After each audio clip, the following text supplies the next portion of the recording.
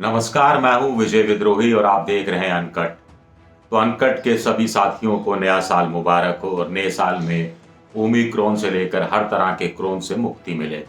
ये हम उम्मीद करते हैं, ये आशा करते हैं और इस आशा के साथ उत्तर प्रदेश विधानसभा चुनाव की ताज़ा समीक्षा करते हैं। दो नए सर्वे आए हैं, एबीपी सी वोटर का सर्वे है और दूसरा टाइम्स नाउ का सर्वे है। दोनों सर्वे में वोट परसेंटेज की बात की जाए तो बीजेपी 4 से लेकर 7% आगे है। तो इस हिसाब से तो बीजेपी को आसानी से चुनाव जीत जाना चाहिए, हाईली पोलराइज चुनाव में, बाइपोलर चुनाव में। लेकिन फिर भी बीजेपी की धड़कनें क्यों बढ़ी हुई हैं? देखिए, जो सी वोटर एबीपी का जो लेटेस्ट वीकली सर्वे है वो बताता है कि बीजेपी को करीब 40% वोट मिल सकते हैं और अखिलेश को करीब 33% वोट, यानी 7% का फर्क है। और जो टाइम्स नाउ का सर्वे है वो बताता है कि बीजेपी को 38.6%, 38.6% वोट और अखिलेश यादव को सबसे बड़ी बात है 34.4% वोट, यानी दोनों के बीच में वोट का फर्क सिर्फ 4.2% है और इतना नैरो मार्जिन कभी हुआ नहीं है। तो क्या बीजेपी के लिए चिंता की ये बात है कि 2% उसका कम हो गया और अखिलेश का अगर 2% बढ़ गया तो बराबर जैसी स्थिति आ सकती है? वैसे भी कांटे का मुकाबला बताया जा रहा है। क्या ये चिंता सता रही है? लेकिन मुझे लगता है कि इससे ज्यादा चिंता ये सता रही है जो दोनों खेमों को सता रही है, अखिलेश हो चाहे योगी आदित्यनाथ हो। 25% ऐसा उत्तर प्रदेश का वोटर आज की तारीख में भी है जिसने अभी तय नहीं किया है कि आखिर वो किसे वोट देगा। ये सीएसडीएस के संजय कुमार हैं, बड़ा जाना पहचाना नाम है। उन्होंने अपने अध्ययन के आधार पर ये निष्कर्ष निकाला है। तो ये अच्छा खासा है, 25%, यानी हर 4 में से एक ने, हर 4 वोटर जो उत्तर प्रदेश का है उसमें से एक वोटर ने अभी तय ही नहीं किया है कि किसको वोट देना है। और बाकी बचे 3 वोटर, उनमें से 1.5 से लेकर पौने 2 वोटर बीजेपी को वोट देने की बात कर रहे हैं। तो सवा से लेकर 1.5 वोटर या 1.5 से थोड़ा कम वोटर अखिलेश को भी वोट देने की बात कर रहा है। तो इतना क्लोज है, थोड़ा सा ऊपर नीचे हुआ और दोनों के समीकरण बिगड़ सकते हैं, संभल सकते हैं। अभय कुमार दुबे एक चुनावी विश्लेषक हैं, बड़ा जाना पहचाना नाम है। उनका मैं एक अध्ययन पढ़ रहा था कहीं, जिसमें वो कह रहे हैं कि 403 में से 300 सवा 300 सीटें ऐसी हैं जिसमें बीजेपी का सीधा मुकाबला अखिलेश यादव से है। बाकी बची 75 से लेकर 100 सीटें, वहां बीजेपी का मुकाबला कहीं कांग्रेस से है, जहां कांग्रेस कुछ मजबूत हो सकती है, कहीं उसका मुकाबला मायावती से है, कहीं कुछ अन्य पार्टी से भी हो सकता है मुकाबला।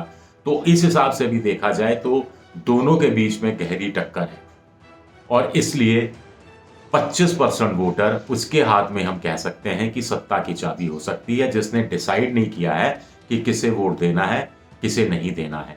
सीएसडीएस का लोक नीति के एक सर्वे पर मैंने पहले भी एक एबीपी अनकट बनाया था, जिसमें तो ये कहा गया था कि पिछले चुनाव में या पिछले 2-3 चुनाव उत्तर प्रदेश के हुए, उसमें बड़ी संख्या में वोटरों ने, करीब 60% के आसपास वोटरों ने तो चुनाव की घोषणा होने के बाद या उनके इलाके में चुनाव होने का जो प्रचार थमा उसके पहले डिसाइड किया कि किसको वोट देना है। तो इतना नजदीकी मामला है। ऐसे में ये जो चुनावी सर्वे हैं ये बहुत ज्यादा इस रूप में आज की तारीख में मायने नहीं रखते। हालांकि एक दिशा की तरफ संकेत करते हैं। दिशा ये है कि पिछले कुछ महीनों में बीजेपी ने अपनी बढ़त को बरकरार रखा है और बीजेपी आसानी से चुनाव जीतती हुई दिख रही है, लेकिन अखिलेश इस बढ़त को लगातार कम करते जा रहे हैं और लगातार रेस में आते जा रहे हैं। लेकिन वो जो होता है ना फाइनल असॉल्ट, जिसे कहते हैं कि आखिरी पंच मारना, या अगर हम बात करें क्रिकेट की भाषा में तो स्लॉग ओवर में चौके छक्के मारना, वो स्थिति में अखिलेश अभी आए नहीं है और आते हुए फिलहाल दिख भी नहीं रहे। अब थोड़ा और विश्लेषण करते हैं इसका। और विश्लेषण इस हिसाब से किया जा सकता है कि बीजेपी को भी समझ में नहीं आ रहा है कि जितना उसका कोर वोट है, यानी सवर्ण जाति का करीब 20% वोट है, फिर उसका जो ओबीसी के अंदर जो उन्होंने जो निषाद पार्टी है और अपना दल है, इनके साथ समझौता किया है, उसका जो कोर वोट है, इसके अलावा कुछ अन्य वोट है, तो उसके आधार पर वो चुनाव निकाल सकती है, लेकिन निश्चित नहीं हो सकती। अब बीजेपी का निशाना 20% दलित वोटों में से भी उस 12% जाटव वोट की तरफ है।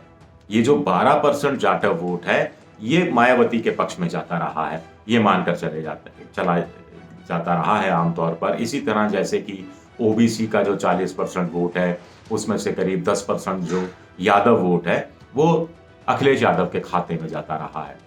इंटरेस्टिंग चीज ये है कि अभी अमित शाह ने कह दिया कि भाई मायावती खामोश हैं, सामने नहीं आ रही हैं, बड़ी सुस्ती है। तो आखिर वो क्या कहना चाह रहे हैं? उनको लग रहा है कि मायावती को और सक्रिय होना चाहिए, और ज्यादा सक्रिय होगी तो कहीं ना कहीं वो मुसलमान का वोट काटेगी, मुसलमानों के जो खेमा है उसमें सेंध लगाएगी, क्योंकि कांग्रेस भी इस रूप में उतनी सक्रिय नहीं है और वो टेक्निकली मुसलमान वाला जो वोट बैंक है उस तरफ वो घुसने की कोशिश नहीं कर रही है। तो कहीं ना कहीं बीजेपी को ये चिंता सता रही है कहीं ऐसा ना हो कि एक तरफा सारा का सारा मुस्लिम वोट अखिलेश यादव के हक में चला जाए। नहीं तो कौन सी ऐसी पार्टी है जो विपक्षी पार्टी के लिए कहती है कि साहब आप सुस्त हैं, आपको सामने आना चाहिए, या पहले कांग्रेस के लिए कहा गया कि देखिए प्रियंका ही अच्छी है, सामने आ रही हैं, सड़क पर उतर रही हैं, अखिलेश तो घर में बैठे हुए हैं। एक चीज ये। दूसरा, हमें ये अध्ययन करना चाहिए कि जो दलित वोट है इसमें बीजेपी तो सेंध मारने की लगातार कोशिश कर रही है, उसने अपनी स्ट्रेटेजी कुछ और चेंज की है। उसको लग रहा है कि मायावती जिस ढंग से खामोश है, सक्रिय नहीं है, तो कहीं ना कहीं हम जाटव वोट को भी अट्रैक्ट अपनी तरफ कर सकते हैं, 8% अतिरिक्त जो गैर जाटव दलित वोट है उसके अलावा। उधर अखिलेश को लग रहा है कि ओबीसी जातियों पर ज्यादा कंसंट्रेट करना चाहिए। 40% में से 10% यादव वोट का के उसके साथ है ही, 30% में से जो कुर्मी हैं, निषाद हैं, पासी हैं, मल्लाह हैं, कोरी हैं, इनमें से एक बड़ी संख्या बीजेपी के पास चली जाएगी। लेकिन जो बचा कुछा इसमें से करीब 10-15% जो बच जाएगा, जो बहुत छोटी जातियां हैं, छोटी छोटी जातियां हैं, बिखरी हुई जातियां हैं, लेकिन हर इलाके में उनका 2000, 3000, 4000 वोट है, अपने जहां जहां वो बड़ी संख्या में है, तो उस वोट बैंक को अट्रैक्ट किया जा सकता है। इसलिए उन्होंने ओबीसी में नेता खड़े किए, लेकिन दलित वोट बैंक की तरफ उस रूप में ध्यान नहीं दिया।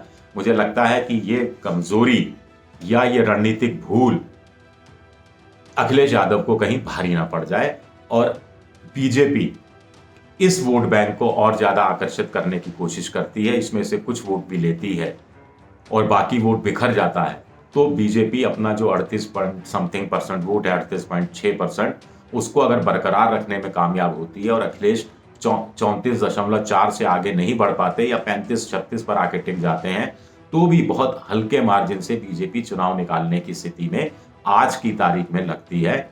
लेकिन सांप्रदायिक ध्रुवीकरण हो नहीं रहा है। ऐसे में सारा खेल सिमट कर रह गया है जातियों की गणना में, जातियों में के समीकरण में, जातियों में भी उपजातियां, उपजातियों में भी उपजातियां, छोटी जातियां, छोटी जातियों में भी जातियां, इनको प्रभावित करने की, इनको अपने पक्ष में लाने की कोशिश दोनों धड़े कर रहे हैं। लेकिन जो फील्ड पर लोग हैं वो उनका कहना है कि बीजेपी का जो अपना बूथ मैनेजमेंट है, कार्यकर्ता हैं, जो संघ का पिछले कई सालों से काम रहा है दलितों के बीच में, ओबीसी के बीच में, वो कहीं बीजेपी के काम आ भी सकता है।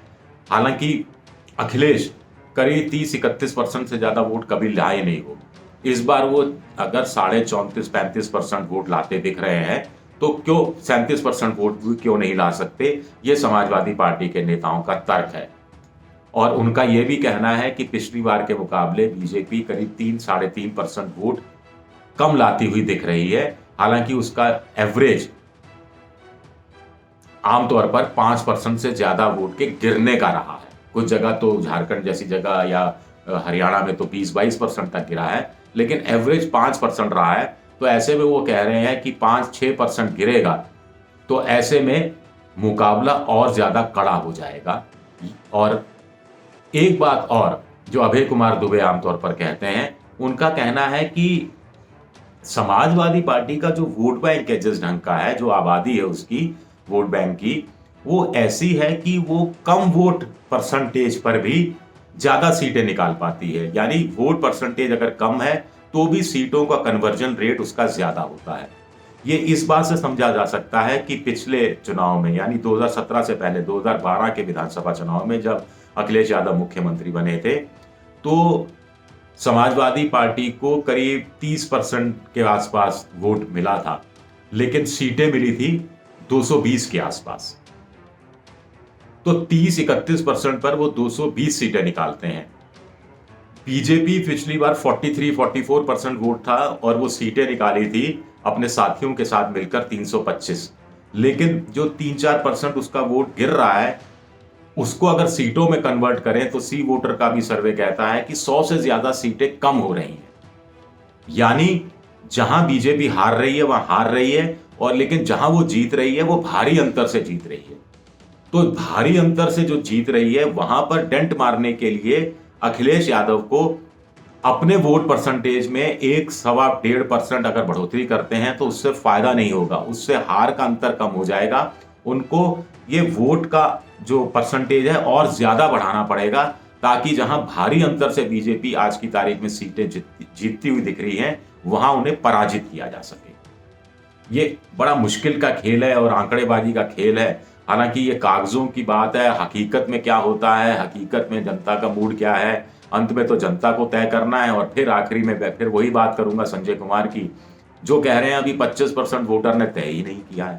यानी हर 4 में से जो 1 वोटर है उसने तय ही नहीं किया है कि किसको वोट देना है। तो बाकी 3 वोटर मिलकर ये तय नहीं कर सकते आज की तारीख में, या उनके वोट देने के मानस के आधार पर ये बिल्कुल हम इस नतीजे पर नहीं पहुंच सकते कि बीजेपी जीत रही है या फिर अखिलेश यादव जीत रहे हैं। तो सत्ता की जो चाबी है, ऐसा लगता है कि ये 25% वोटों के हाथ में आकर टिक गई है। वैसे ओमिक्रॉन फैल रहा है, हम सब आपसे यही प्रार्थना करेंगे कि आप एहतियात बरतें, मास्क लगा के रहें, N95 अच्छा वाला मास्क पूरा गले यहाँ से करें, क्योंकि अपर रेस्पिरेटरी ट्रैक में ओमिक्रॉन फैलता है। और हाथ धोते रहें, बहुत ज़रूरी हो तो घर से निकलें, रैलियों से बचें। हम यही कहेंगे, उत्तर प्रदेश में रैलियों से अगर संभव हो सके बचें। टीवी पर आपको दिख ही जाता है और आपको डिजिटल मीडिया पर भी दिख जाता है। तो अपना ख्याल रखिएगा और उन लोगों का ख्याल रखिएगा जो आप लोगों का ख्याल रखते हैं। शुक्रिया, बहुत बहुत शुक्रिया।